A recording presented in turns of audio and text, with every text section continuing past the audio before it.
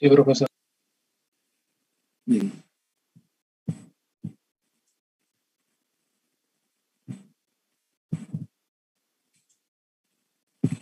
Bueno,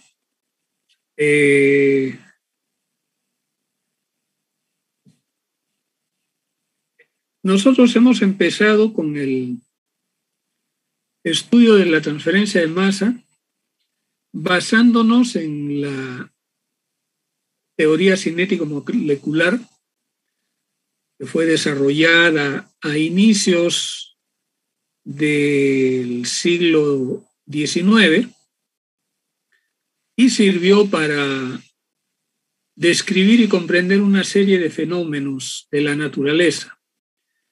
Fue una teoría bastante simple que posteriormente, como es natural, se ha tenido que ir mejorando y corrigiendo porque a inicios de los 1800 es obvio que el conocimiento de la estructura de la materia era todavía difícil de entender y de hecho todavía en esa época no se conocían los átomos, por ejemplo, ¿no? Se suponía que las sustancias estaban conformadas por algunas partículas, a lo que ya en esa época se le llamaban átomos, pero no se sabía pues cómo era, ¿no? No se sabía que estaba compuesto de protones, electrones, etc. Entonces, esa teoría cinético-molecular que suponía, por ejemplo, que los gases tenían eran como si fueran pelotitas moviéndose en el vacío, fue importante para que se pueda entender las características de los gases. Posteriormente, también las características de los líquidos y más tarde las características de los sólidos, hasta cierto punto. También con esa teoría se pudo entender un poco la consistencia que tenía la ecuación de Newton para la transferencia de cantidad de movimiento. Como saben ustedes, Newton vivió en el siglo XVII. Y obviamente su teoría del movimiento solamente trataba de explicar el fenómeno que se observaba. No trató de determinar cómo era la naturaleza misma, sino simplemente a partir de la observación dedujo esa ecuación. Bueno, la teoría cinético-molecular permitió también que se desarrolle la teoría de Fourier para la transferencia de calor. Y algunas personas a mitad del siglo XIX se dieron cuenta de la similitud que existía entre la transferencia de calor y la transferencia de cantidad de movimiento o el flujo de fluidos, y a partir de ahí empezaron a ampliar el entendimiento de estos fenómenos. La transferencia de calor y la transferencia de flujo de fluidos pudieron ser hasta cierto punto entendidas un poco. Sin embargo, en el caso de los fenómenos con flujos turbulentos, los cálculos no siempre eran exactos. En el caso de la transferencia de calor, sin embargo, pudo ser descrita el movimiento natural de las sustancias para describir la transferencia de calor por convección natural, que es lo que nosotros conocemos.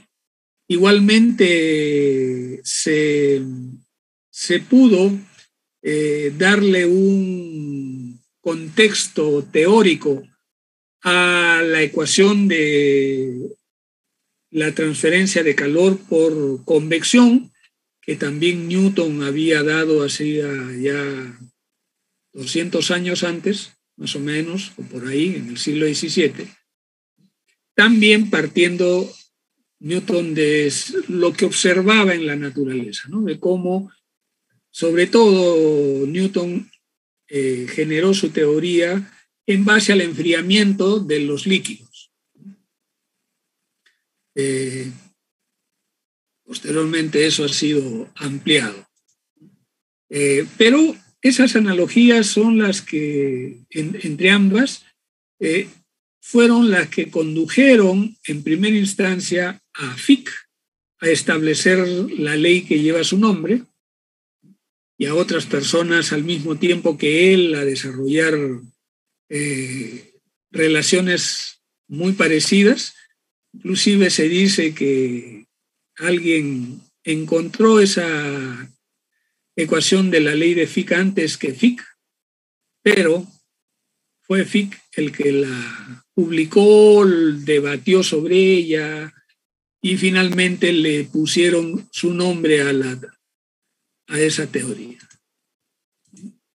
El problema con la transferencia de masa siempre ha estado con la explicación de cómo se realiza la transferencia de masa en los movimientos turbulentos. Nosotros entendemos con bastante facilidad la transferencia en flujo laminar o en estado estacionario. Ya lo hemos visto con el tema de la difusión molecular, pero es más difícil entender qué es lo que pasa en el movimiento turbulento. Por eso, en clase anterior hemos hablado de los modelos que podemos usar para conceptualizar la transferencia de masa en flujos turbulentos, que es lo que interesa mucho más en la industria. Entonces, en base a eso es que nosotros también vamos a derivar algunas analogías. En realidad, nosotros no vamos a hacer el desarrollo matemático, no es nuestro interés. Básicamente para nosotros lo importante es conocer las analogías y utilizar las ecuaciones que otras personalidades han desarrollado a lo largo del tiempo. Como les dije, la transferencia de masa sobre todo ha sido desarrollada a partir aproximadamente de la mitad del siglo XX para adelante, y alguna que otra cosa se ha desarrollado antes. La ley de Fick fue desarrollada a finales del siglo XIX, muy poco se hizo hasta inicios del siglo XX, ¿no? Y como ya les digo, las aplicaciones industriales han tenido que esperar hasta más o menos la mitad del siglo XX para ver su desarrollo. Bien, entonces partimos pues de este concepto. La transferencia de masa en régimen turbulento es difícil de representar matemáticamente en base a la teoría cinético-molecular. Es decir, los cálculos que podemos desarrollar con esta teoría no concuerdan con los resultados experimentales. Entonces hay que tratar de hacer algunos ajustes que nos permitan llegar a datos confiables, ¿no? A cálculos que nos permitan pronosticar otros resultados y también que nos sirvan para el diseño de los equipos. Se han encontrado analogías entre la transferencia de masa, la transferencia de calor y el flujo de fluidos que nos permiten obtener resultados bastante más cercanos a la realidad en base a parámetros obtenidos mediante la experimentación y mediante las correlaciones experimentales de fenómenos semejantes a los que nosotros queremos conocer y calcular. Aquí tenemos las tres leyes que ustedes también ya han estudiado antes, la ley de Newton para la cantidad de movimiento, la ley de Fourier para la transferencia de calor y la ley de Fick para la transferencia de masa. Estas son ecuaciones que ustedes ven definitivamente son muy parecidas entre sí. Se trata de la expresión de un flux, o sea, la variación de una propiedad en función del área a través del cual se realiza la transferencia. Y esta es igual en los tres casos al producto de una constante por un diferencial o un gradiente. Esto es lo que se aplica a casos relativamente simples, como en el caso de la transferencia de calor, que se aplica a la conducción. En el caso de la cantidad de movimiento se aplica al movimiento laminar en espesores bastante reducidos. Y para la transferencia de masa en el caso de la difusión molecular. Pero en los tres casos,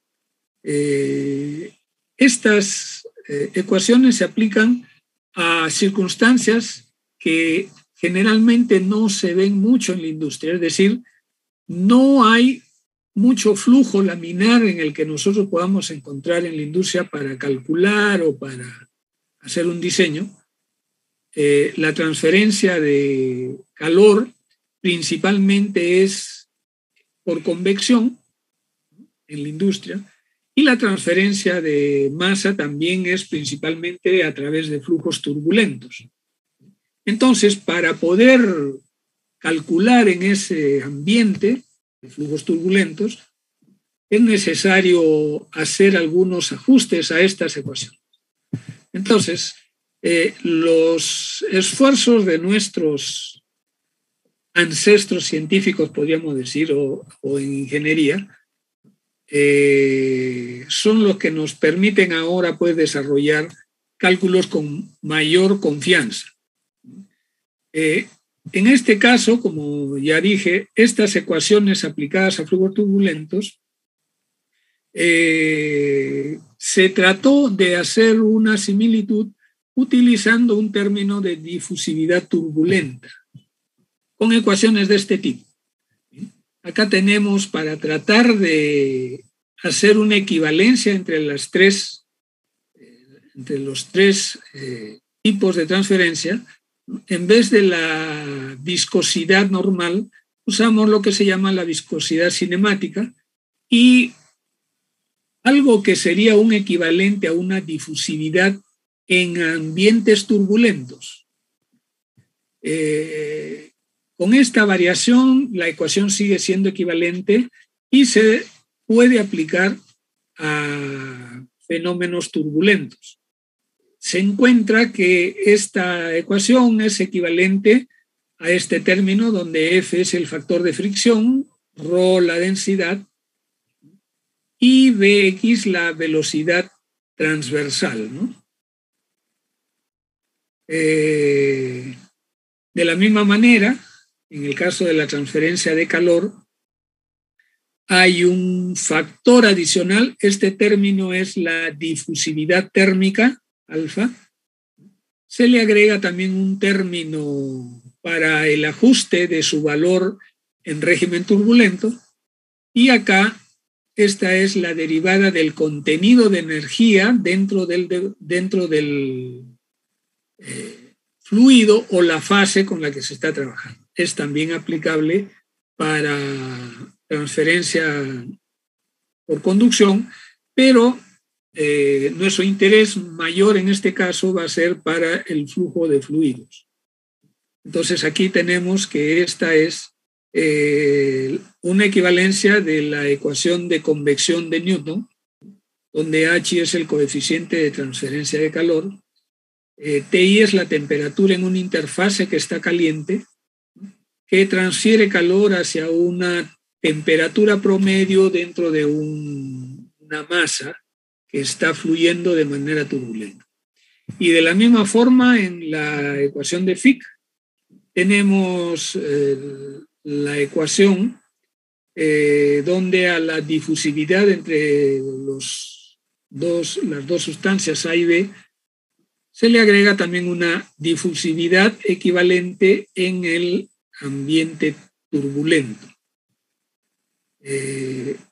Esto es equivalente a un coeficiente de transferencia de masa, que ya lo hemos visto en clase anterior, multiplicado por un gradiente de concentración. Bien, cuando se usa un término adimensional para resolver estas ecuaciones, este término adimensional iguala los tres fenómenos en flujo turbulento, se encuentra que hay una equivalencia de parámetros o propiedades en los tres casos, es decir, en la transferencia de cantidad de movimiento o flujo de fluidos, en la transferencia de calor y en la transferencia de masa, tal como lo vemos acá. Entonces, a partir de acá parte la posibilidad de encontrar analogías a partir de estas ecuaciones, o de esta ecuación en particular, y esta ecuación con la cual se definieron o se buscaron las analogías entre las transferencias de momento, calor y masa, nos lleva también a definir el llamado número de Stanton con este término. Tenemos acá el número de Stanton que iguala características o fenómenos en los tres tipos de transferencia. Podríamos decir que la transferencia para flujo de fluidos, el número de Stanton es esta relación. En el caso de la transferencia de calor es esta relación. Y en el caso de la transferencia de masa es esta relación. Aquí G es el flujo másico por unidad de área. CP es la capacidad calorífica. Los otros términos ya los hemos mencionado. Entonces, esta es la analogía de Reynolds con la cual hacia finales del siglo XIX, Reynolds, ustedes han escuchado hablar de él cuando llevaron el curso de transferencia de flujo de fluidos, Osborne Reynolds, desarrolló e intentó también hallar unas relaciones que permitan la transferencia de masa. A partir de esta analogía, se realizaron los primeros cálculos experimentales para encontrar la transferencia de masa, que en este caso estaba determinado por un coeficiente de transferencia de masa. Sin embargo, como es de esperarse en nuestro tiempo, el uso de esta analogía es limitado y es inexacto en muchos casos, porque hay otros parámetros que requieren incorporar las características de otras propiedades de los fluidos y sobre todo de la geometría del medio en el cual se está desarrollando la transferencia. Por ejemplo, si se trata de un tubo en donde el flujo es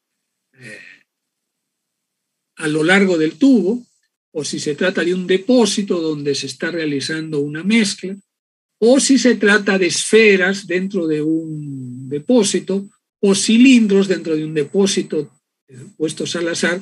En cada caso, la geometría es importante.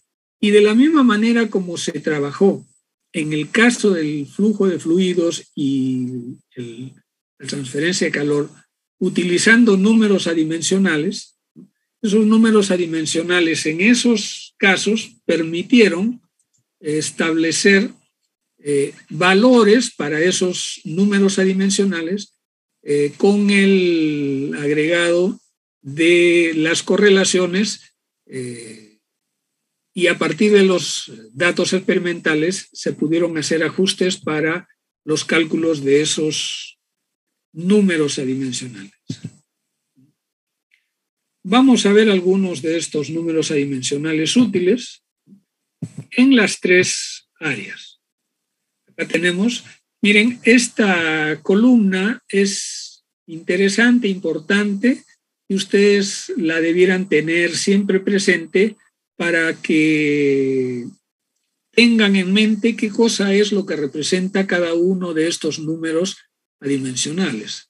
Por ejemplo, acá tenemos el llamado coeficiente de arrastre.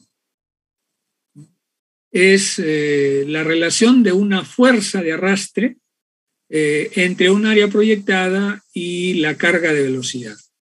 Por ejemplo, ustedes tienen una esfera. Hay un fluido que pasa sobre la esfera y la esfera tiene una superficie que ejerce una especie de fricción o de resistencia a que pase el fluido. Obviamente esa resistencia es justo en el área superficial, en la superficie de la esfera, pero el efecto se traduce hasta una cierta distancia. Existe esa fuerza, esa resistencia, ¿no? Y aquí está calculado, ¿no? El coeficiente y se indica cuál es esa relación. Igualmente tenemos el factor de fricción que ustedes lo han utilizado para, por ejemplo, determinar la caída de presión en una tubería. Aquí lo tienen, el factor de fricción. En esta ecuación los términos son la caída de presión en una cierta distancia, que en este caso aparece como L, D es el diámetro de la tubería, U es la velocidad media y ρ la densidad. Entonces, en este caso es el esfuerzo cortante que genera el fluido sobre la superficie en función entre la carga de velocidad. La carga de velocidad en este caso es la velocidad al cuadrado entre G, que es la gravedad, la fuerza de la gravedad. Eso es la carga de velocidad. El número de Freud aquí lo tenemos como la fuerza inercial entre la fuerza gravitacional. La fuerza inercial es la fuerza necesaria para poner en movimiento un fluido que está en estado estacionario o para detener ese fluido si es que se encuentra en movimiento. Si se encuentra en movimiento, para pararlo se requiere una fuerza. Si está detenido, para que empiece a moverse, se requiere también una fuerza. En los dos casos, la fuerza es igual. Entonces, esa fuerza es llamada la fuerza inercial. Esa fuerza inercial puede ser hacia arriba, hacia abajo, de costado, inclinar, etc., ¿no? En cambio, la fuerza gravitatoria, saben ustedes que siempre es hacia abajo. Entonces, esto indica que en los diferentes casos en que querramos trabajar la cantidad de movimiento del flujo de fluidos, hay que tomar en cuenta la dirección en la que se da el movimiento. Ustedes ya cuando han estudiado esto lo han tomado en cuenta porque incorporan un término que está relacionado con la variación de las alturas, lo que implica también una inclinación de la tubería, cuando incorporan la diferencia de energía potencial en el fluido. El número de Reynolds, que viene a continuación, es la fuerza inercial entre la fuerza viscosa. En este caso, la fuerza viscosa implica la fuerza que se necesita para mover el fluido a través de una película, podríamos decir, que puede estar estancada o en movimiento. Ustedes, en el caso anterior, la fuerza inercial para mover el fluido lo hemos considerado como un fluido que se va a mover, por ejemplo, en esta dirección. ¿Cuál es la fuerza para moverlo en esa dirección? Pero la fuerza viscosa es una fuerza perpendicular, es decir, si yo voy a mover al fluido en esta dirección, al mover un hilo o una partícula, esa partícula empuja lateralmente a otras partículas hacia abajo o hacia arriba. Entonces, esa fuerza para abrirse camino y empujar a otras partículas hacia los lados es lo que se denomina la fuerza viscosa. Ustedes, bueno, generalmente estos detalles se estudian en fenómeno de transporte, pero generalmente no se ve, excepto en los casos un poco más avanzados, ¿no? Yo podría suponer que tal vez se los hayan mencionado cuando estudiaron fenómenos de transporte, pero probablemente no lo han visto con detalle.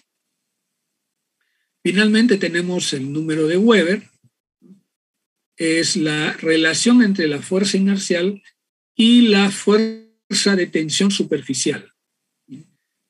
Esta es otra fuerza que pueden tener las sustancias. Saben que si yo tengo un grupo de partículas rodeando a otra partícula, esa partícula puede estar sujeta a una cierta fuerza. Esa fuerza es la que adhiere al líquido hacia las paredes y tiene también un tratamiento y estudio. No es de mucha utilidad en estos casos que estamos estudiando, pero aquí se da también ese número de Weber, ¿no? Bien, luego para la transferencia de calor, el desarrollo de los cálculos de transferencia de calor se desarrolló un factor que permite el cálculo de la transferencia de calor, que es el llamado el factor de Colburn.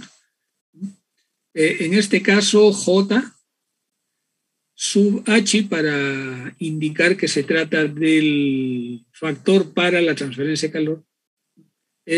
Simplemente se define como el producto del número de Stanton multiplicado por el número de Prandtl elevado a los 2/3.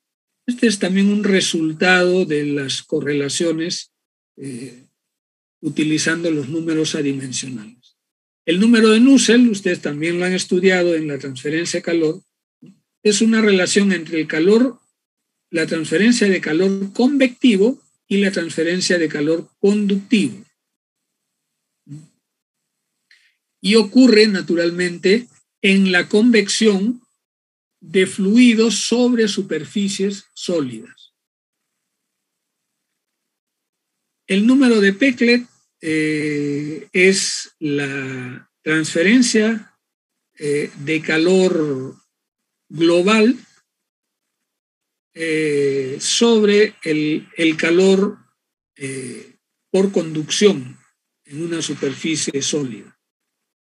El número de Planck relaciona la difusividad de momento, que aquí está representada por la viscosidad cinemática, entre la difusividad térmica. La difusividad térmica es un indicio de la capacidad que tienen las sustancias de acumular y retener calor.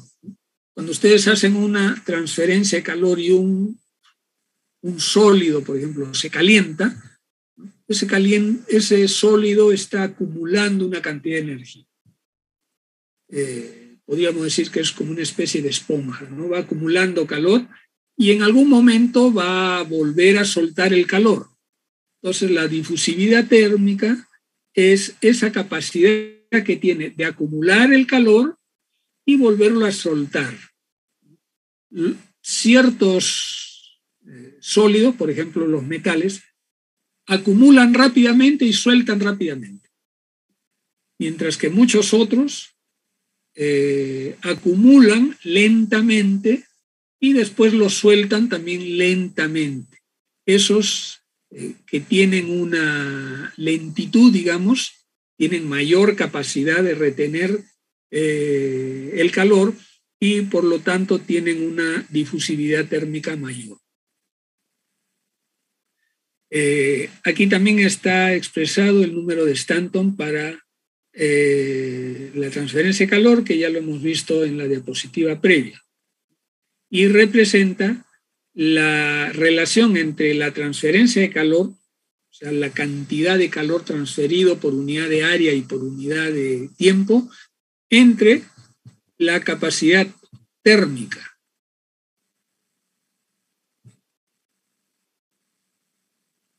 Lo mismo para la transferencia de masa, hay números equivalentes, números adimensionales, existe también un factor J,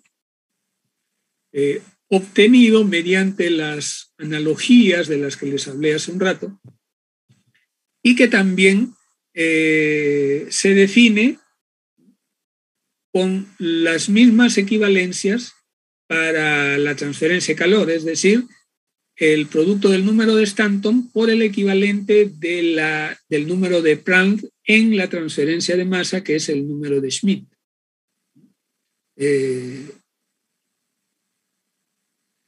A la 2/3. Luego, el número de Lewis es un número que se utiliza en el estudio, por ejemplo, de los fenómenos de humidificación y deshumidificación. Es una relación entre la difusividad térmica y la difusividad de masa. Podríamos ver acá esa relación, la difusividad térmica y la difusividad de masa de un componente respecto a otro.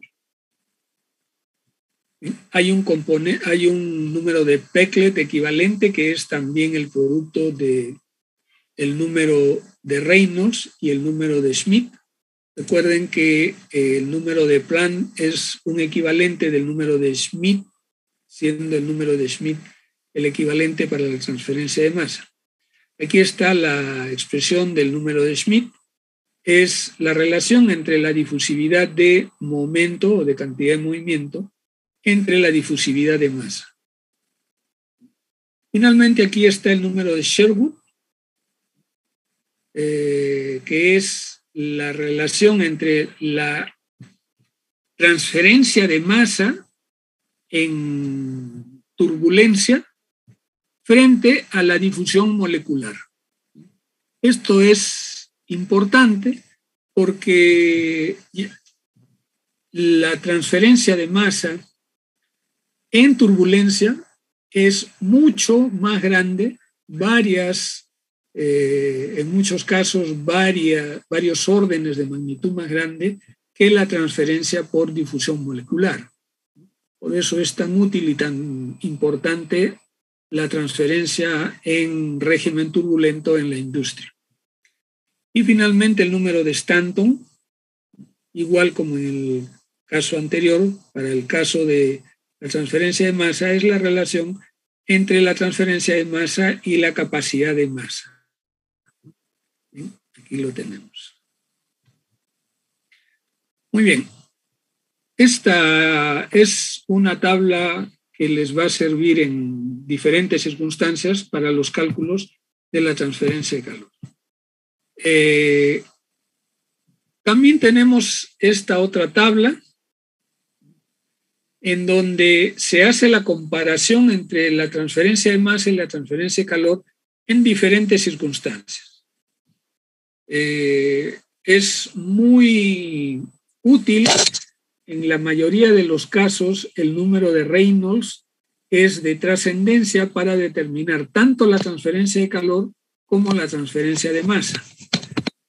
El número de Reynolds aquí se define como el producto de L, que es una dimensión típica o importante dentro del fenómeno que se está estudiando.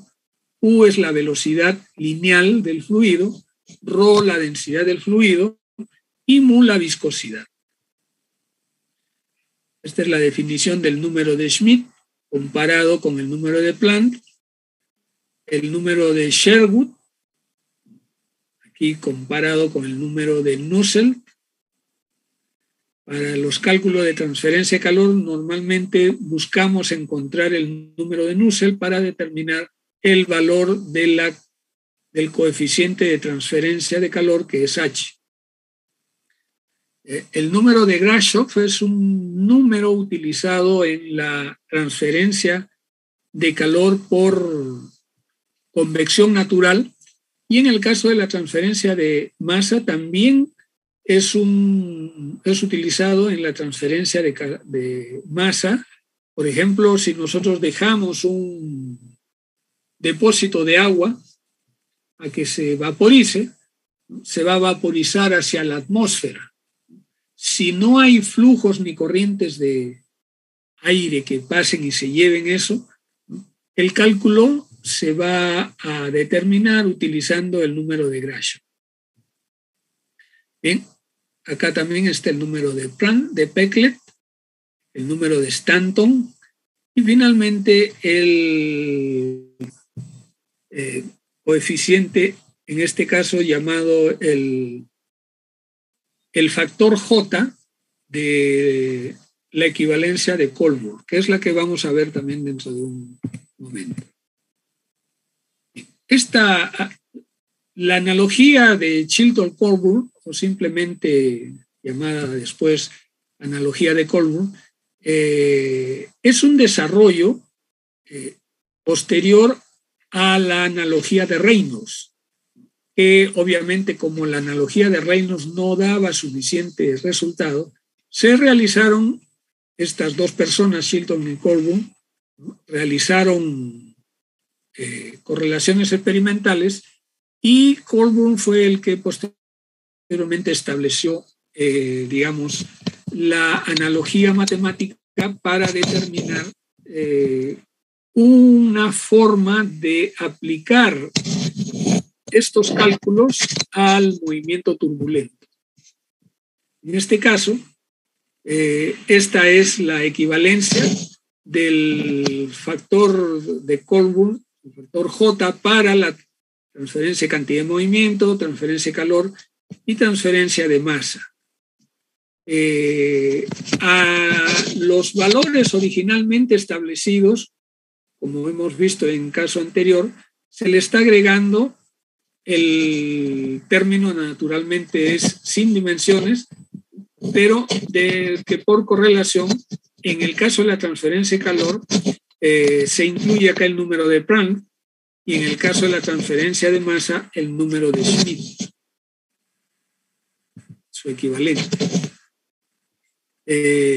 Entonces, estos valores de J son calculados con correlaciones experimentales y dependen de la geometría y el número de Reynolds. Los datos experimentales han demostrado que pueden ser usados con valores del número de Planck y del número de Schmidt en el rango de 0.5 a 10.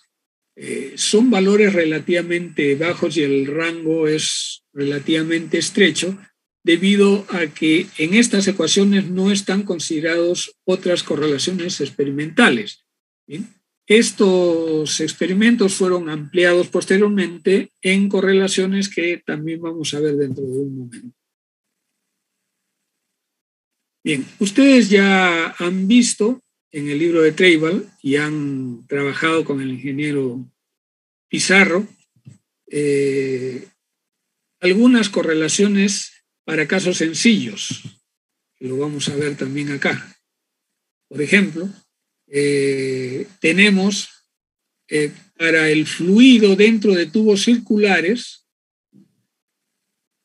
con estos rangos de trabajo, resultado de las operaciones, correlaciones experimentales, el objetivo es encontrar un valor de J.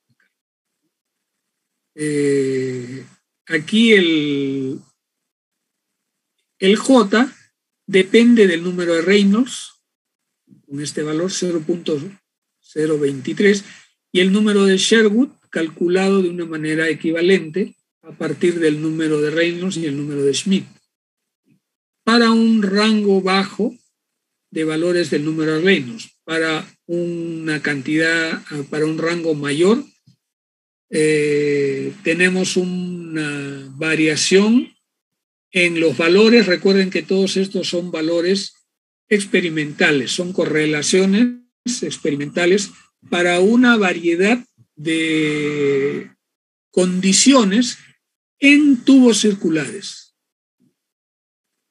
En el siguiente estamos en el caso de flujo paralelo entre placas planas. Aquí hay también el cálculo. Este J sub D implica que sirve para el cálculo de transferencia de masa. Entonces, este es el factor J que se calcula con esta relación. Lo mismo para este segundo rango. El cálculo del número de Nusselt. Y para un tercer rango, más amplio, igualmente tenemos la correlación, en este caso en función del número de Reynolds, el número de Planck. En el caso de un gas que fluye paralelo a una placa plana en una tubería, con este rango del número de Reynolds, aquí tenemos el factor J. Y finalmente, en el caso de una torre, una pared vertical, en donde se está desarrollando una película de líquido que cae pegado a la pared, ¿no? Y hay un fluido gaseoso que está ascendiendo. En este caso, este es el rango de flujo, y para este rango de flujo, este es el cálculo del número de Sherwood. Bien, estas son correlaciones que han sido desarrolladas ya con bastante tiempo, en los años 60. Algunas de estas correlaciones han sido mejoradas con el paso del tiempo, las vamos a ver en un momento. Bien, tenemos aquí otros tres casos del libro de Treibel. Flujo perpendicular a cilindros, por ejemplo, el flujo en un intercambiador de calor por la parte externa de los tubos. Igual tenemos las correlaciones a través de esferas sencillas, por ejemplo, en un depósito, en un tubo que está relleno de partículas esféricas cuya relación de diámetro comparado con el diámetro del tubo externo es considerable, o sea que se pueden reconocer como esferas. Aquí tenemos el número de Schmidt, para los rangos de número de Schmidt y número de Reynolds, y los cálculos para el número de Sherwood. Igualmente, a través del lecho fijo de gránulos. Un lecho fijo es también como decir un depósito cilíndrico en el cual hay partículas muy pequeñas cuyo diámetro es muy pequeño comparado con el diámetro externo del depósito. Estas son las correlaciones que ofrece Treibel. De estos casos se han desarrollado a lo largo del tiempo algunos ajustes, nuevos datos experimentales que han permitido desarrollar ecuaciones un poco más simples, como lo vamos a ver acá. Por ejemplo, el flujo para tubos circulares, esto es semejante al anterior. para los rangos de 10.000 a 1.000.000 en el número de Reynolds. Esta es la misma ecuación que hemos visto con Treival. En el caso del flujo paralelo a placas planas, la correlación es un poco diferente y también el rango es un poco distinto. Luego, el flujo normal a tubos de un cierto diámetro D, hay dos correlaciones para dos rangos diferentes del número de Reynolds. Aquí va de 10.000, o sea, de 40.000 a, perdón, de 4.000 a 40.000, y aquí de 40.000 a 250.000. Hay variación en la correlación. Estas son correlaciones más recientes que las correlaciones dadas por Treival en su libro. Finalmente, para terminar, el flujo sobre una esfera y también por extensión el flujo para empaques de esferas de un cierto diámetro entre 10 y 2.500 para el número de Reynolds. La anterior era entre 20 y 100.000, rango más amplio. Bien. A continuación se muestra una gráfica donde estas correlaciones aparecen acá como líneas, lo que nos puede también servir para un cálculo gráfico en función del número de Reynolds, para el flujo paralelo a placas, el flujo dentro de una tubería, el flujo en cilindros perpendicular a cilindros, el flujo a través de una esfera, que puede ser una esfera grande en un tubo o una esfera aislada, y para el flujo en un lecho relleno de partículas que pueden ser consideradas esferas.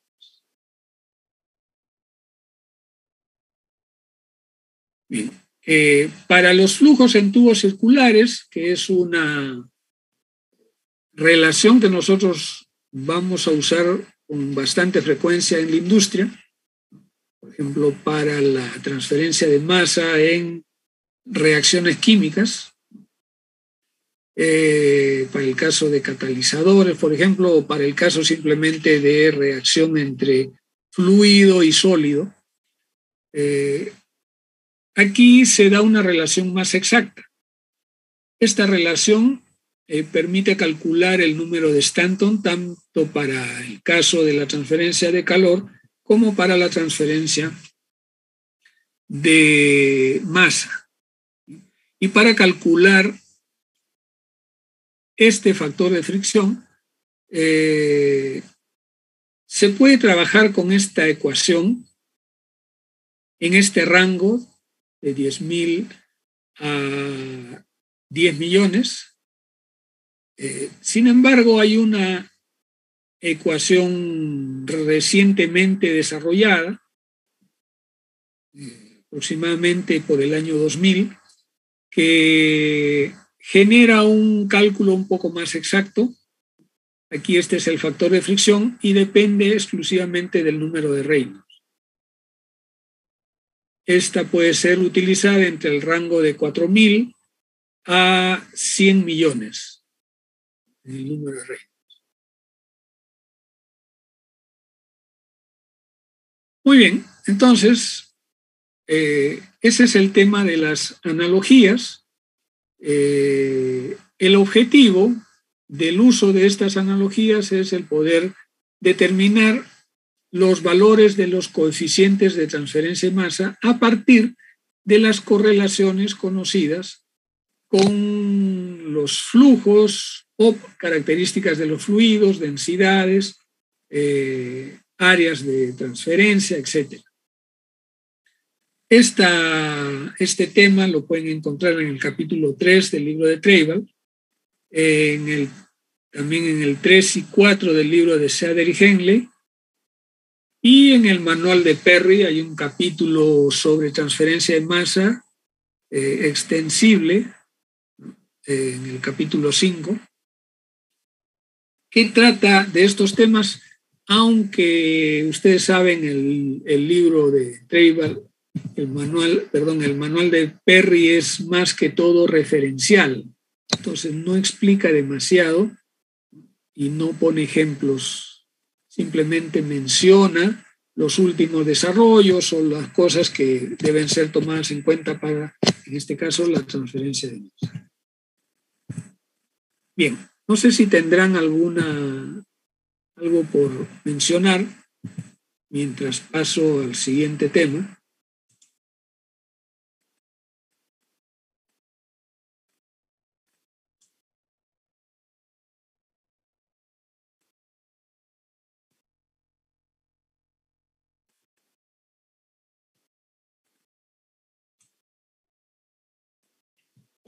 ¿Alguien que tenga algo que decir?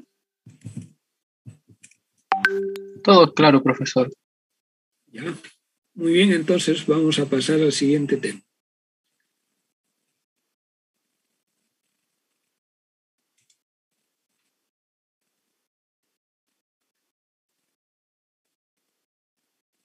Bien, ¿ya pueden ver la pantalla?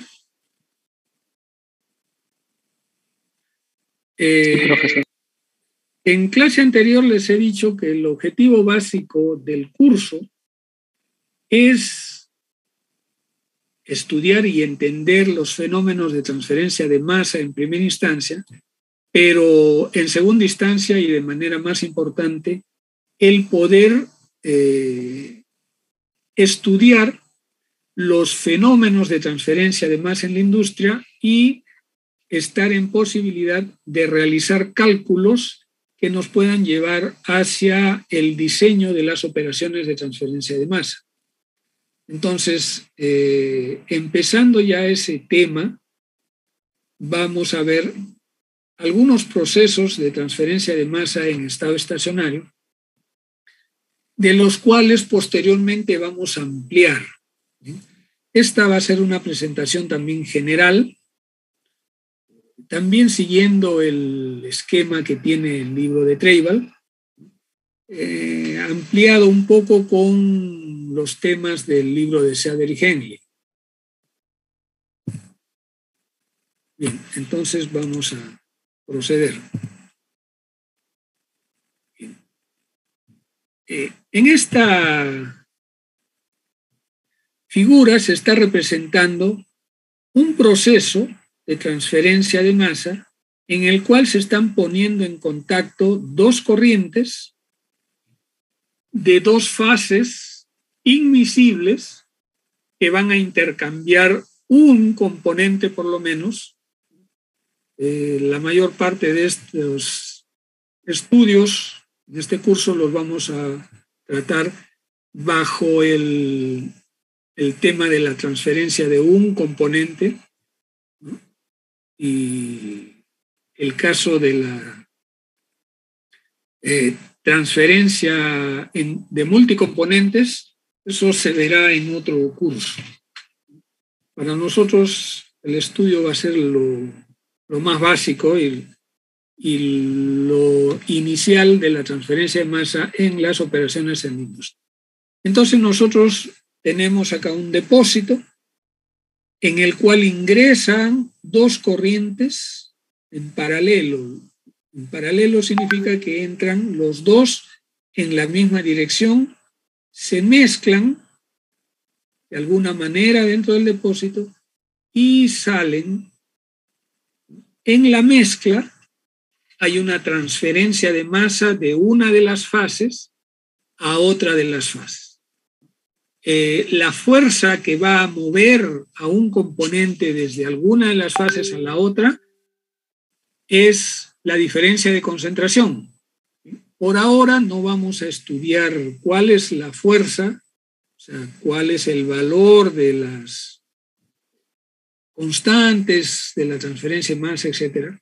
Simplemente vamos a ver cómo se realizan los fenómenos y vamos a ver que aquí con un poco de álgebra va a ser suficiente para entender los fenómenos y para que ustedes también los puedan desarrollar y calcular. Entonces, partimos con que tenemos dos fases inmiscibles entre ellas. Por ejemplo, el aire y el agua. Es cierto que el aire se disuelve ligeramente en el agua, pero para efectos prácticos de estudio aquí vamos a suponer que el aire no se disuelve en el agua y que el agua no se vaporiza hacia el aire. Entonces son inmiscibles. Podríamos también considerar que estamos trabajando, por ejemplo, con una corriente de agua, por ejemplo, y aceite en el otro lado. O, en algún caso, podría ser un mineral de oro que está ingresando y que se va a mezclar con una solución cianurada, por ejemplo. En cada fase puede existir un componente que se transmite de un lugar a otro. Por ejemplo, podríamos considerar que en el aire tenemos el anhidrio carbónico y que vamos a promover que se transfiera hacia la fase líquida, ¿no?, en donde existe, por ejemplo, hidróxido de sodio. Va a haber una cierta tendencia a que pase hacia el líquido, ¿no? Se supone que en este depósito vamos a agitar firmemente y vamos a producir mucha turbulencia. Quizá podamos esperar hasta que se produzca el equilibrio. Eso lo vamos a mencionar en los diferentes casos. ¿Bien?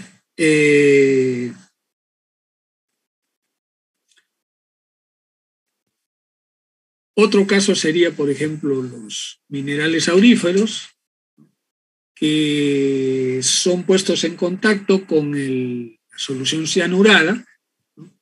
El oro se disuelve en la solución cianurada y lo que queda, bueno, se tira. Y la solución cianurada se lleva a otro proceso para retirar el oro. La solución cianurada que ha disuelto al oro. Eso es, por ejemplo, diferentes casos. Pero en cada uno de los casos tenemos dos fases conteniendo un solvente principal que no se disuelve ni se mezcla con el otro. O sea, el aire, por ejemplo, que contiene a un poquito de anhidrio carbónico, o por ejemplo, al aceite que contiene un poquito de, por ejemplo,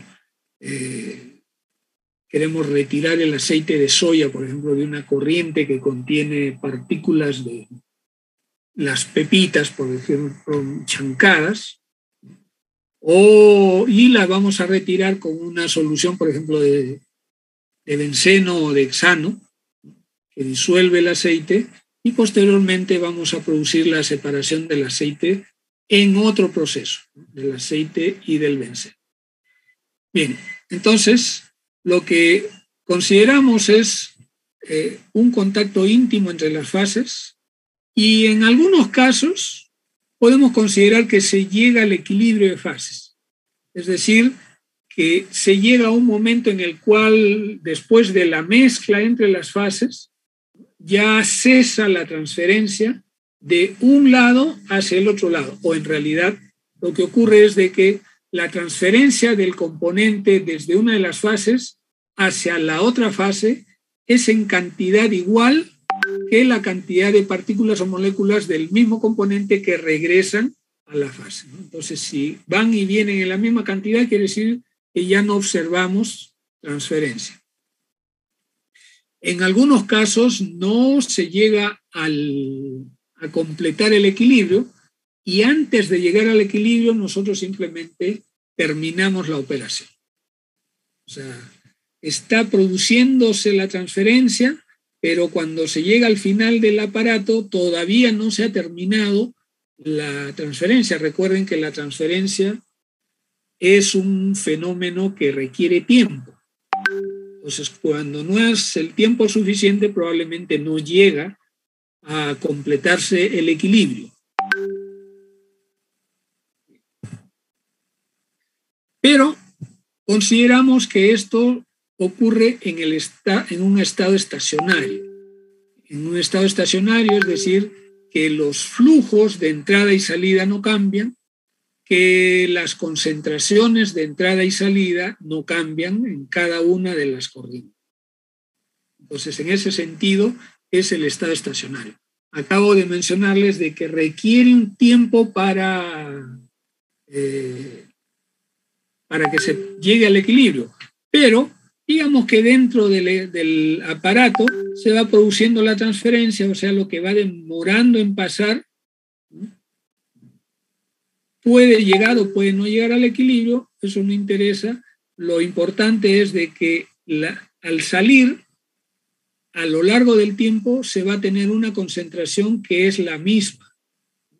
Entra con una concentración y sale con otra concentración, la misma todo el tiempo. Entonces, en esta figura, las dos corrientes ingresan en paralelo y se ponen en contacto para la transferencia de calor.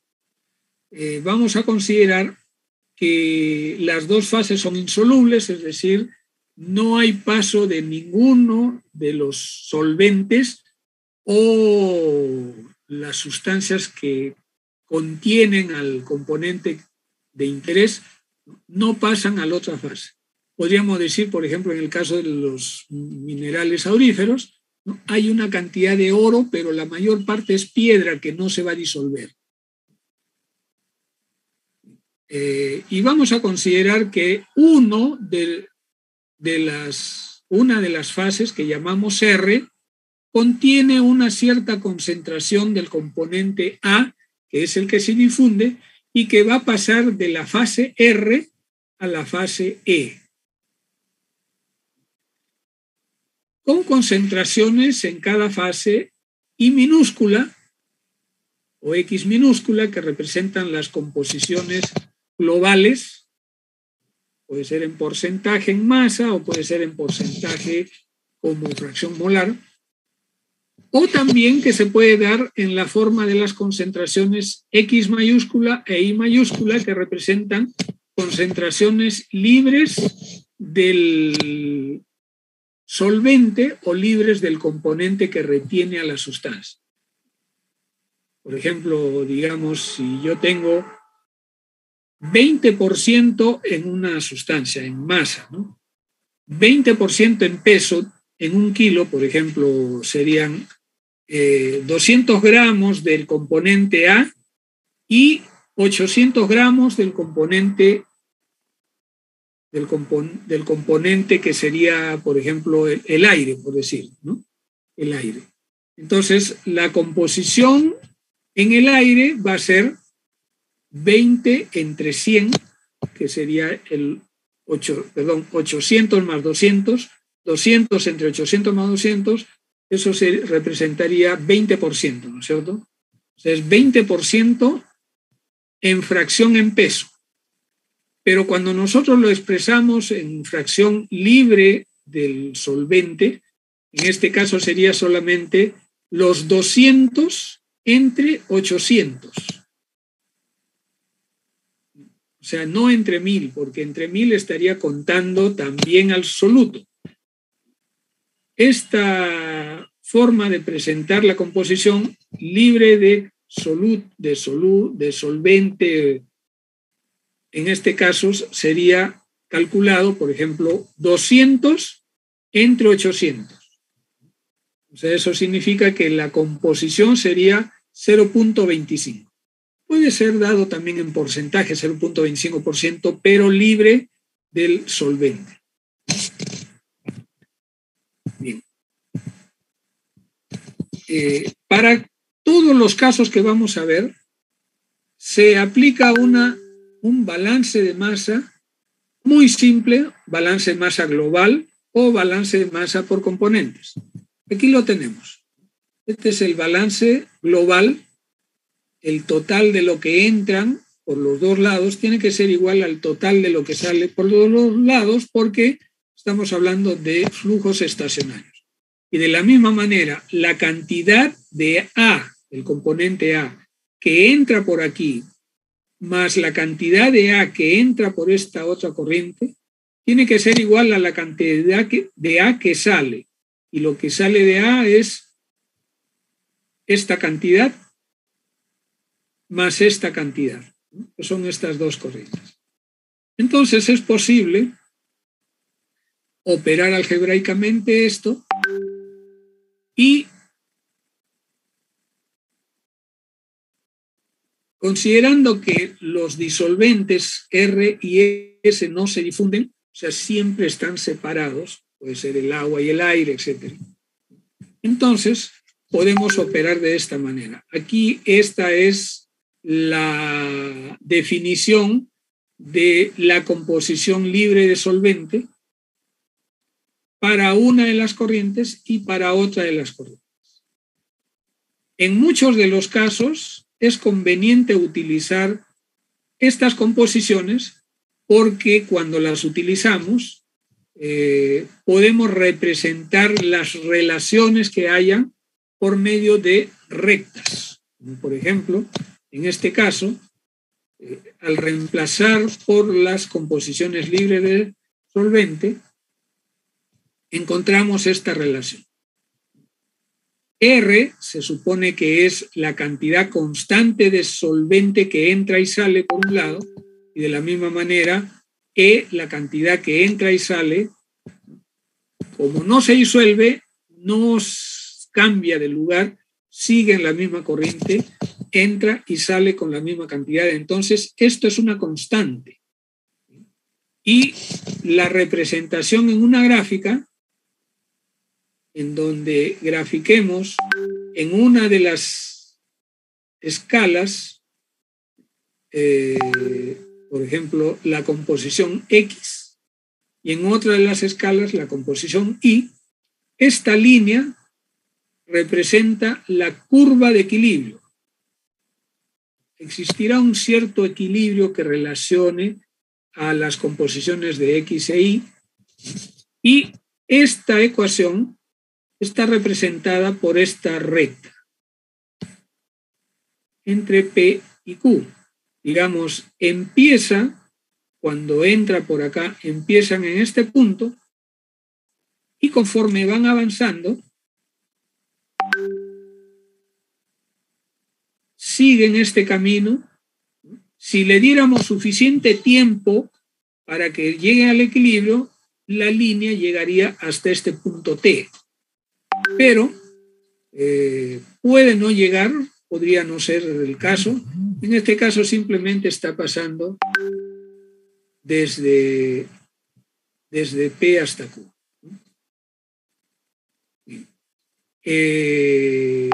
Esta es simplemente la recta de operación.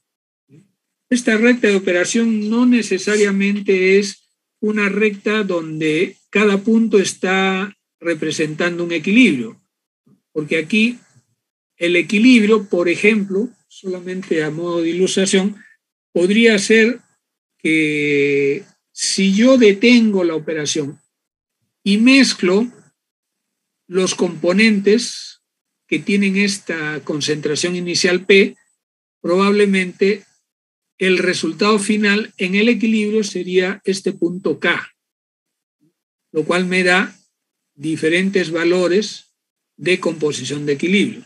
Y de la misma manera, este punto resultante de esta operación podría ser tal que si yo empiezo la operación con esta concentración y lo llevo hasta el equilibrio final podría ser este L.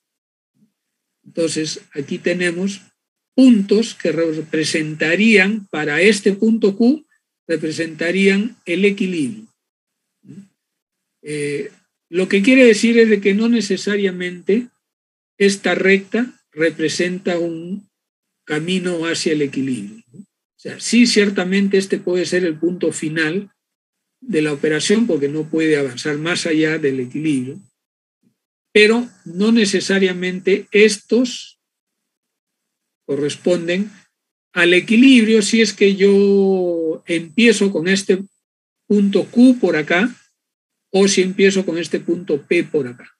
Podría no ser así. O sea, no necesariamente. Bien, eso es lo que dice acá, ¿no? Puede no llegarse al equilibrio en cada punto de la operación. En ese caso, por ejemplo, el equilibrio podría ser la recta KP al inicio y LQ al final. Es decir, si yo agarro lo que tengo acá en Q y lo llevo en un depósito al equilibrio, encontraría un equilibrio distinto.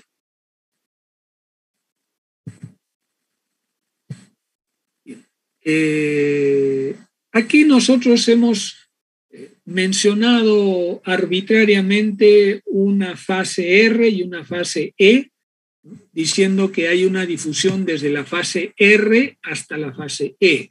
Y lo hemos representado en esta gráfica.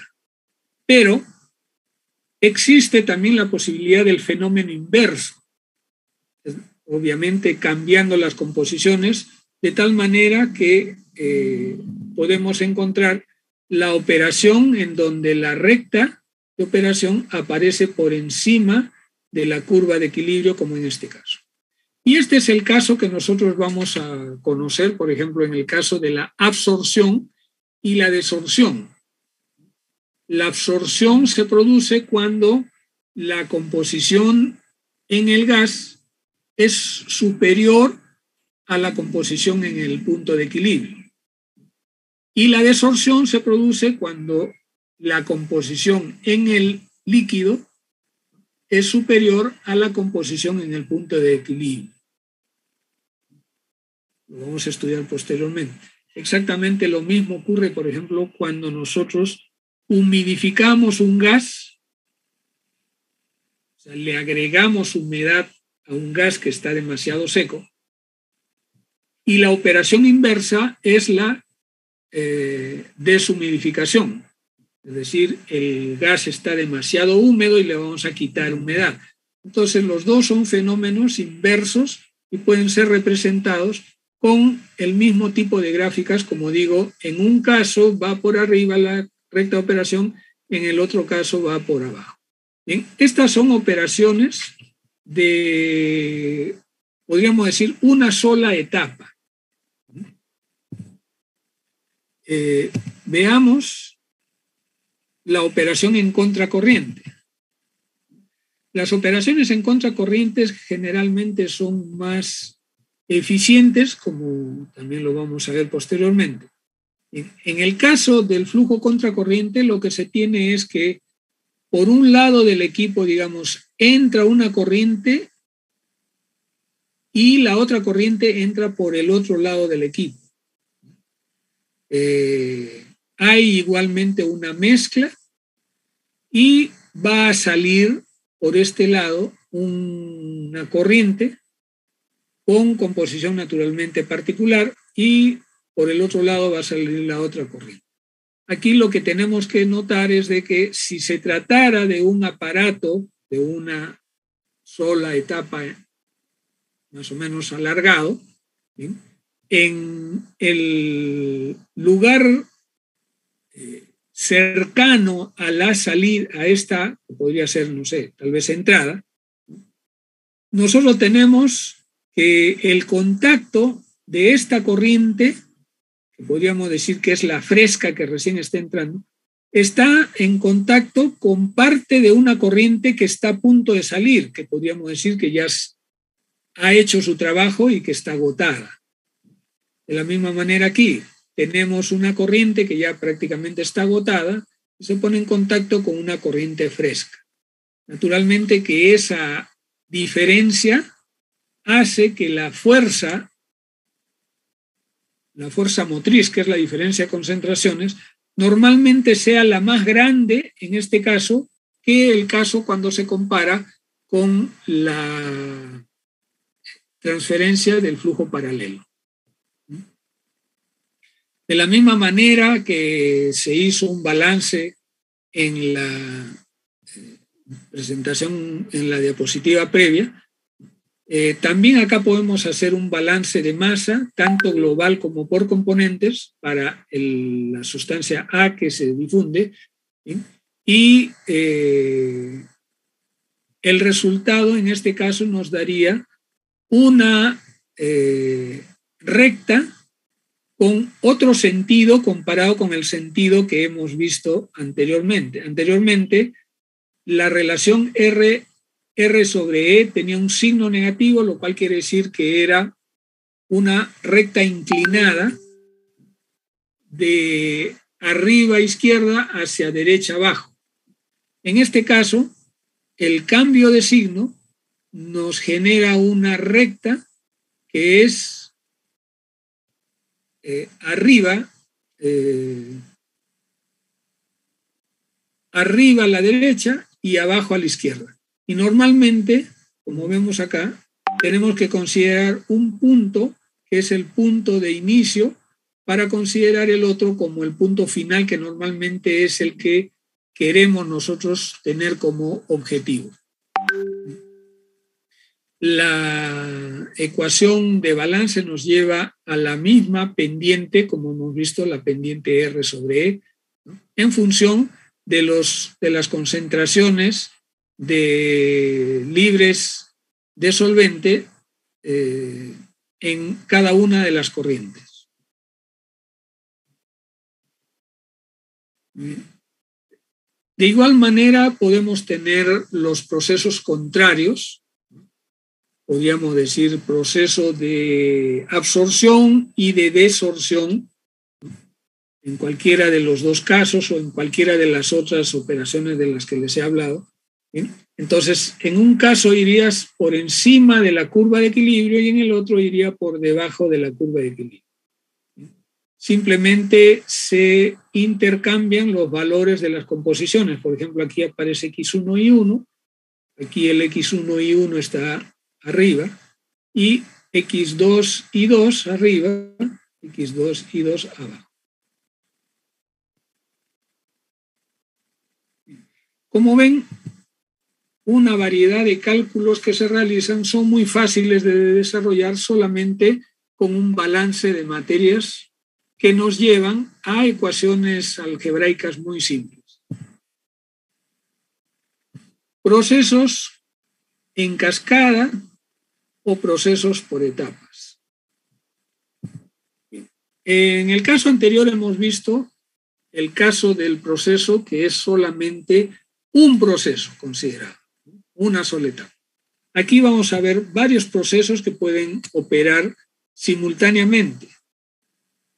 Entonces, vamos a ver que se les denomina procesos multietapa o procesos por lotes o procesos en cascada. Son aquellos donde el contacto para la transferencia de masa se realiza en etapas sucesivas, en un solo equipo con etapas sucesivas o en varios equipos equivalentes. Acá tenemos ejemplos. Acá podríamos tener, por ejemplo, un proceso de extracción sólido-líquido. Por ejemplo, vamos a extraer a partir de una serie de materiales, por ejemplo, podríamos decir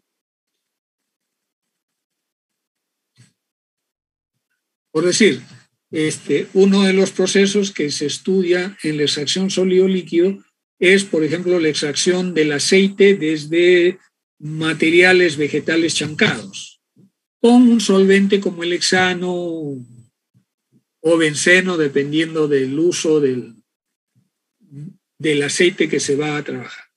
Entonces, por ejemplo, acá podemos tener un caso donde se está alimentando una de las corrientes que va cayendo de una etapa a otra etapa, mientras la otra etapa va pasando en dirección hacia arriba.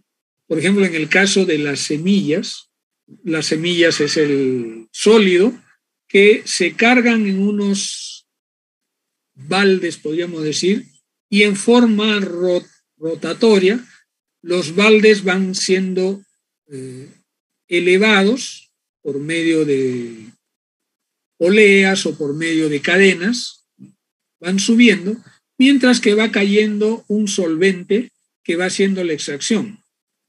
Y el solvente, a través de placas perforadas en el fondo, pasan a la siguiente y va cayendo el líquido.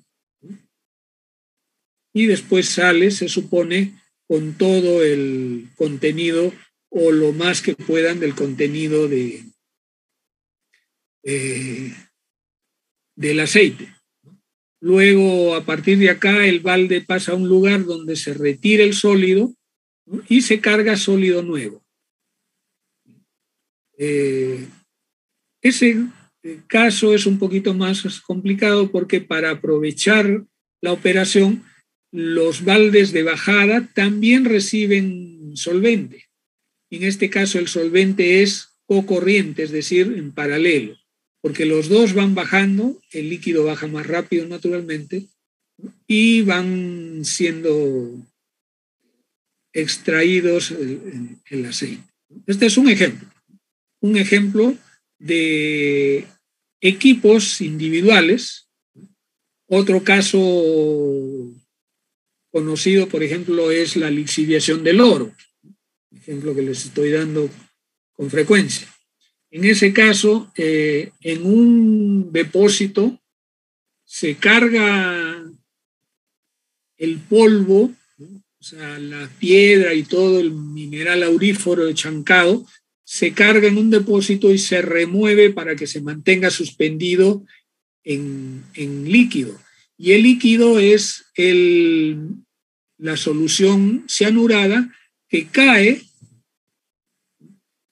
al depósito y por gravedad rebasa en el depósito y cae a un segundo depósito. Ahí nuevamente realiza su operación de extracción, de lixiviación, sale por gravedad y cae a uno nuevo, y así sucesivamente. Mientras tanto, por la parte de abajo, después de un cierto tiempo de operación por medio de un rascador, se rasca el mineral, el sólido se rasca y se retira por un extremo, por el fondo del depósito, y de esa manera el sólido pasa, digamos, se rasca de este depósito, se retira y pasa a este segundo equipo, de aquí pasa a un tercero, de ahí pasa a un cuarto, hasta que, digamos, se supone que ya perdió casi todo el mineral, el oro, y se retira, ¿no? Se dispone de él. Acá tenemos también otros casos de procesos que son en general llamados en cascada, aunque la figura no sea algo que va hacia abajo, sino que simplemente van pasando de una etapa hacia otra etapa. Este es el caso de flujo cruzado. En este caso,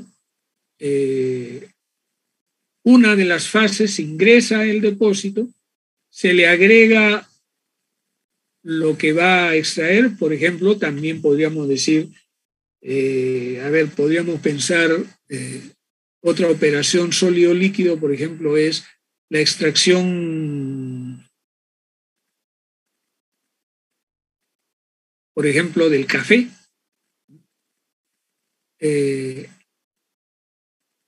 café ingresa a este depósito y se le agrega el solvente que va a extraer el café. Entonces, se deja ahí un tiempo hasta que se supone que ya hizo su extracción y sale el sólido, mientras que el líquido pasa a una segunda etapa. En esta segunda etapa se recibe nuevamente más café puro, chancado, se hace la extracción durante un tiempo, el líquido pasa al siguiente y el sólido se desecha.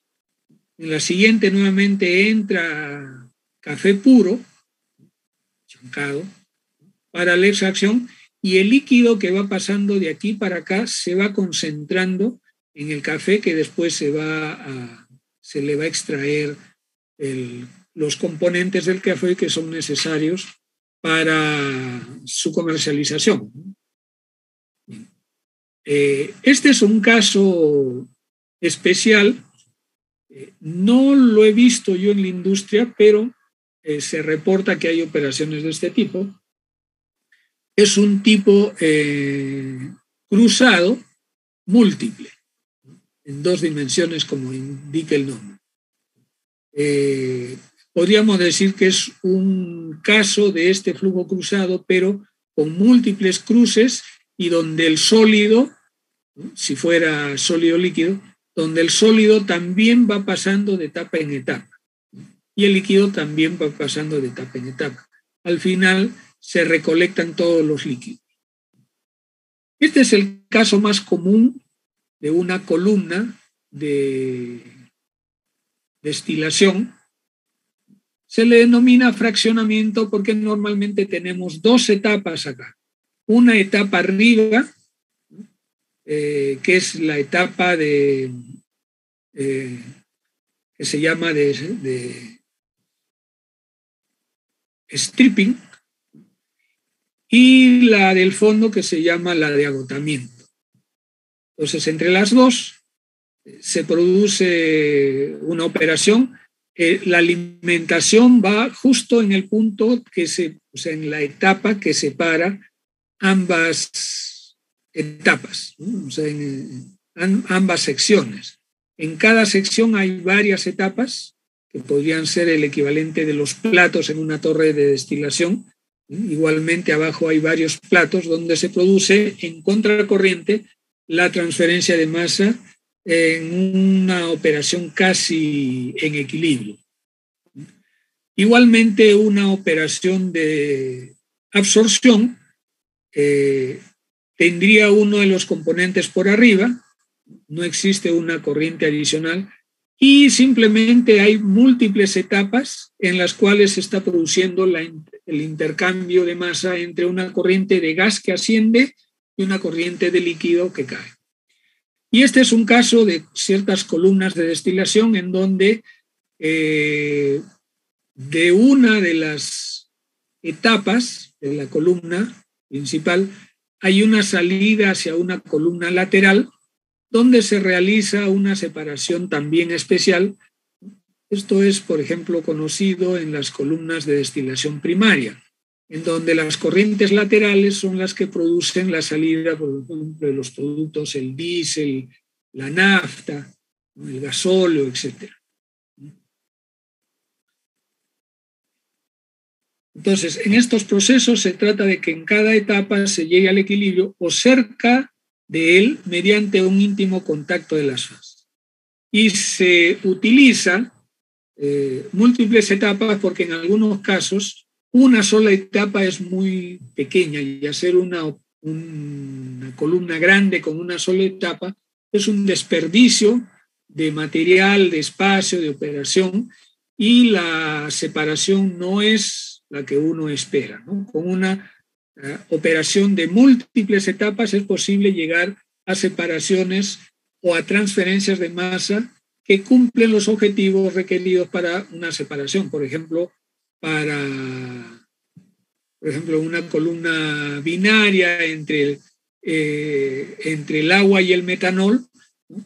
Es posible separar con una alta separación entre el agua y el metanol.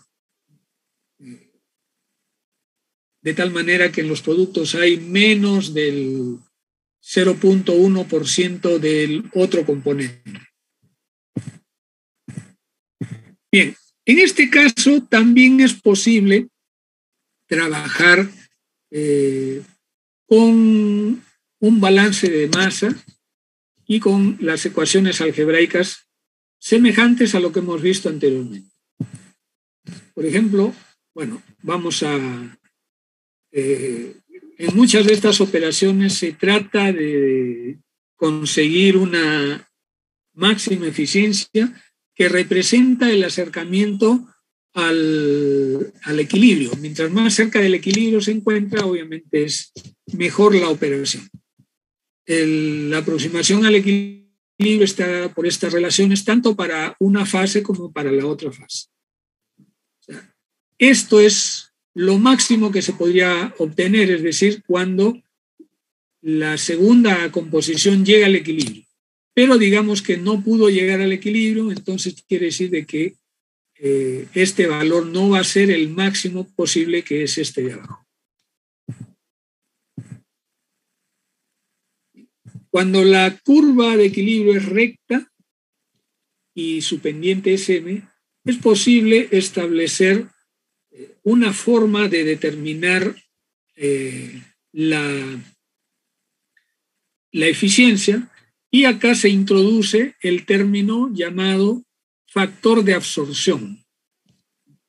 El término factor de absorción, que es la inversa de este otro término definido y llamado factor de desorción, es la relación entre los solventes R y E y multiplicando por la pendiente de la curva, en este caso de la curva de equilibrio, si es que se trata de una recta de equilibrio.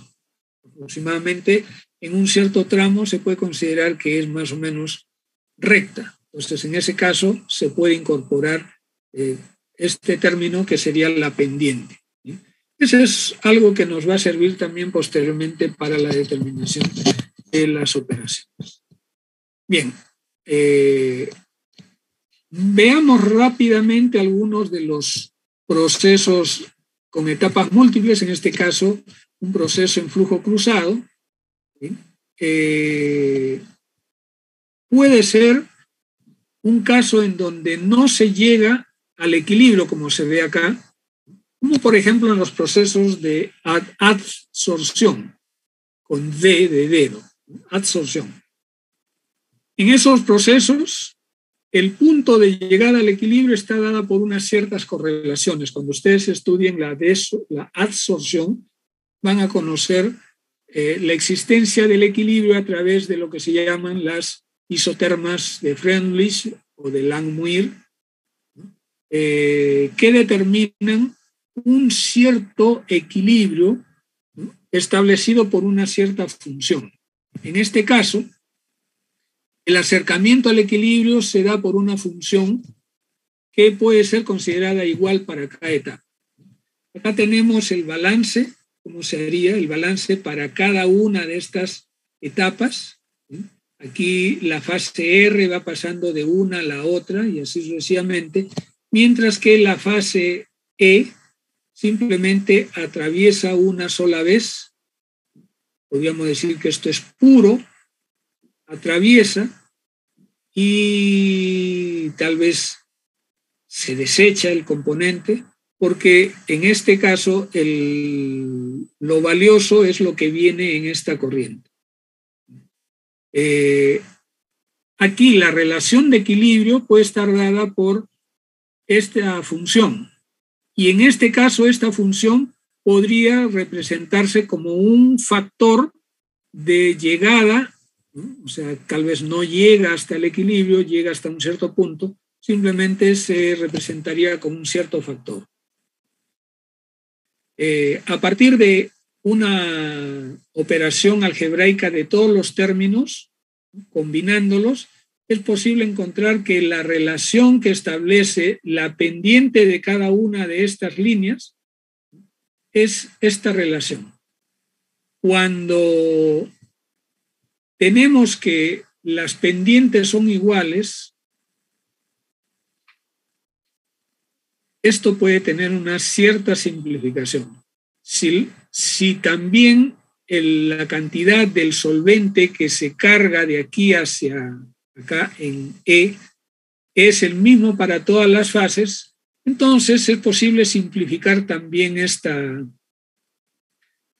ecuación de tal manera que se puede trabajar con los valores extremos. Los valores extremos con el que entra y con la que sale o lo que se quiere obtener, y a partir de ahí se tiene una pendiente única, ¿sí? Y esta ecuación está simplificada en el cálculo. Cuando vean ustedes las operaciones de adsorción, van a utilizar estas ecuaciones para su cálculo. En el caso de los procesos en contracorriente, también se puede utilizar el balance de masa. Aquí, los procesos en contracorriente son los más eficientes comparados con los procesos en flujo cruzado o los procesos de una sola etapa. Por eso es que son tan utilizados en la industria. Esta es una imagen de cómo se representa la transferencia en múltiples etapas en contracorriente. Aquí, digamos, es como si fuera una etapa simple, donde se están mezclando las corrientes, pero la salida va hacia el otro mientras acá va hacia afuera. Aquí están las ecuaciones que permiten calcular el balance de materia para una etapa, 2 etapas, para la etapa 3, para la etapa 4, etcétera, para todas las etapas. Y cuando se opera viendo el total, o sea, digamos, considerando solamente lo que entra por acá y lo que entra por acá. En ese caso, para el caso total, esta es la ecuación. Para varias etapas equivalentes, el balance de masa también permite calcular gráficamente el número de etapas requeridas para cumplir el requerimiento operativo por medio de una recta operación. Recuerden que todo esto lo vamos a ver posteriormente con amplitud. Aquí estamos haciendo una presentación previa, podríamos decir. ¿Bien? Esta es la curva de equilibrio, ¿bien? Y esta es la recta de operación. En este caso, es posible encontrar el número de etapas por simple operación gráfica, tomando en cuenta que cada punto, como dice acá, cada punto de la curva de equilibrio representa un punto con las concentraciones de salida de cada corriente. Por el contrario, cada punto en la recta de operación corresponde a concentraciones de entrada a esa etapa. Eso también es algo que lo vamos a trabajar posteriormente, pero con eso es posible encontrar simplemente por una operación gráfica, partiendo, por ejemplo, desde este punto hacia el punto de equilibrio, luego se baja acá, ahí ya tengo una etapa. Luego otra vuelta al punto de equilibrio, hacia abajo a la recta de operación, etapa 2. Y así sucesivamente hasta llegar al punto final. Ese es uno de los cálculos que vamos a realizar posteriormente y que es muy fácil de hacer en forma gráfica. Para el caso especial en que la curva de equilibrio y la recta de operación son rectas, y eso lo vamos a ver en el caso de absorción, cuando estamos operando con soluciones bastante diluidas y gases que su solubilidad es baja en el solvente. En ese caso se puede obtener una solución analítica, o sea, algebraica, que permite calcular en el caso de soluciones diluidas. Aquí este es el balance para una operación en contracorriente y es posible derivar esta relación. Si esta relación se considera como si fuera una ecuación de diferencias finitas, la solución que está más ampliamente desarrollada en el libro de Treival, en realidad no necesitamos aprenderla porque lo que nos interesa conocer y usar es el resultado. El resultado es que lleva a una solución de este tipo, esta ecuación, que posteriormente la podemos representar en forma gráfica, como lo vamos a ver acá. Para el caso de la transferencia de una de las fases R a otra de las fases E, bueno, estas son las llamadas ecuaciones de Kremser y son útiles en absorción y desorción. y también en lixiviación de sólidos, como lo vamos a ver después. Acá tenemos entonces cuando A, recuerden que A es la relación llamada factor de absorción.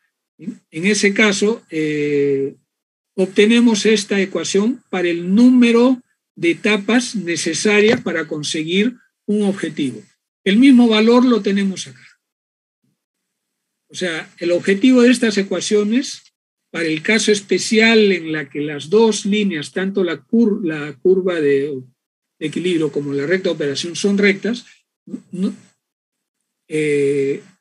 estas ecuaciones nos permiten encontrar el número de etapas necesarias para cumplir con las especificaciones de entrada y salida, tanto para el caso de la transferencia de una fase R a una fase E, o al contrario de la fase E a la fase R. Aquí, por similitud, vamos a llamarle posteriormente a esta la desorción y a esta la absorción. Como se trata de ecuaciones relativamente simples, estas ecuaciones se pueden graficar para el cálculo gráfico, como se viene haciendo más o menos desde los años 60. Ustedes acá incluyen las relaciones que están indicadas acá y determinan cuál es el factor de absorción, A, o el de desorción, que es la inversa, y en base a estos valores pueden encontrar cuál es el número de platos teóricos para una operación donde el contacto es íntimo y genera equilibrio en cada etapa. ¿Cómo es el ejemplo de la absorción y la desorción de gases que vamos a ver posteriormente? Bien, eso es todo este tema. Ahí está la bibliografía, sigue siendo el de Treibal, de Seader y el libro de Perry. Bien, ¿alguna intervención o consulta que quieran contestar?